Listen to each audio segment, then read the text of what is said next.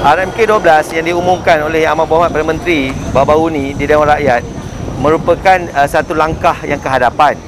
Dalam keadaan kita menghadapi pandemik COVID-19, kita memerlukan satu langkah jangka sederhana, iaitu langkah strategi 5 tahun yang kita lakukan untuk menyambung rancangan Malaysia ke-11. Rancangan Malaysia ke-12 bertujuan untuk memulih dan merancangkan ekonomi, pembangunan sosio-ekonomi jangka sederhana. Rancangan ini meletakkan pelbagai strategi pembangunan negara yang betul supaya perjalanan kita untuk menuju wawasan pembangunan bersama pada tahun 2030 dapat diselesaikan dalam bahagian yang pertama, iaitu tahun 2021 sehingga tahun 2025. Rancangan ini yang paling pentingnya berperanan untuk mengembalikan kestabilan ekonomi rakyat dan menjana semula serta merancak pertumbuhan ekonomi negara secara menyeluruh. Sebagai contoh, tiap-tiap tahun Kementerian Kewangan akan merangka bajet. Bajet ini adalah bersifat jangka pendek, iaitu melibatkan tahunan.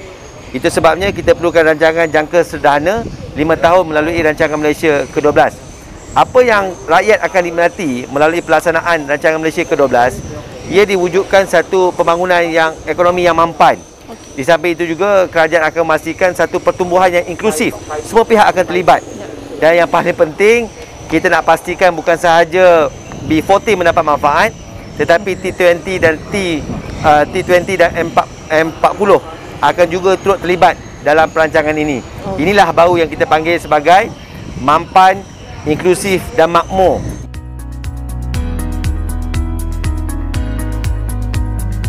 Ekonomi digital merupakan satu ekonomi yang berkembang sangat pesat pada masa kini di peringkat global.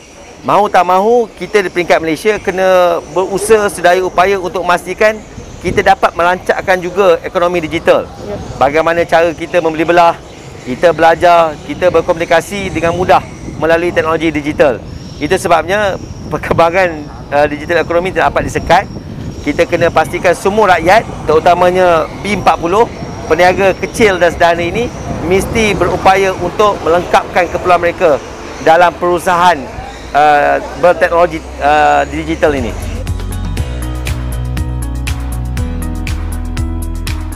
Apa yang ingin saya lakukan adalah saya akan pastikan pada tahun 2022 ekonomi digital akan diperkasakan di kawasan paling besar dengan cara saya meningkatkan infrastruktur teknologi, boleh capai internet, dan saya mahu semua rumah mempunyai connectivity last mile yang betul-betul sampai di rumah masing-masing.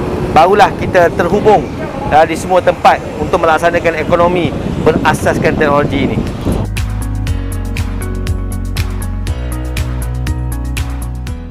Bajet 2022 akan menumpukan kepada 3 perkara: rakyat, perniagaan dan ekonomi.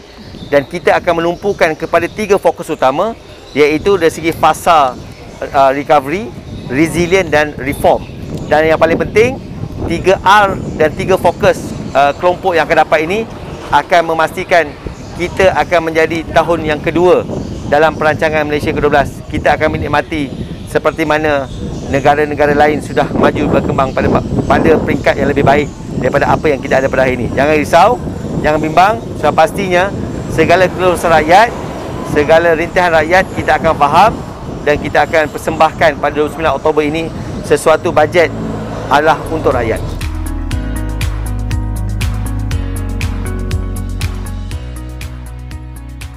Harapan saya kepada rakyat paling besar, sebagai wakil rakyat saya akan berusaha bersungguh-sungguh untuk bangunkan Parlimen paling besar daripada apa yang ada sebelum ini kepada satu tahap yang lebih tinggi.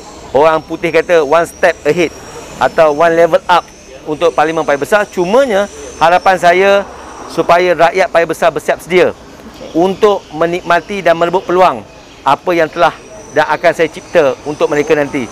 Kerisauan saya juga, kalau kita tidak bersiap sedia, orang luar akan menikmati peluang yang saya sediakan. Saya nak, saya bangunkan paling besar untuk rakyat paling besar. Hebatkan paling besar. Kepada anda semua, jangan lupa follow, like dan share Facebook Jabatan Penerangan Negeri Pahang. Terbaik.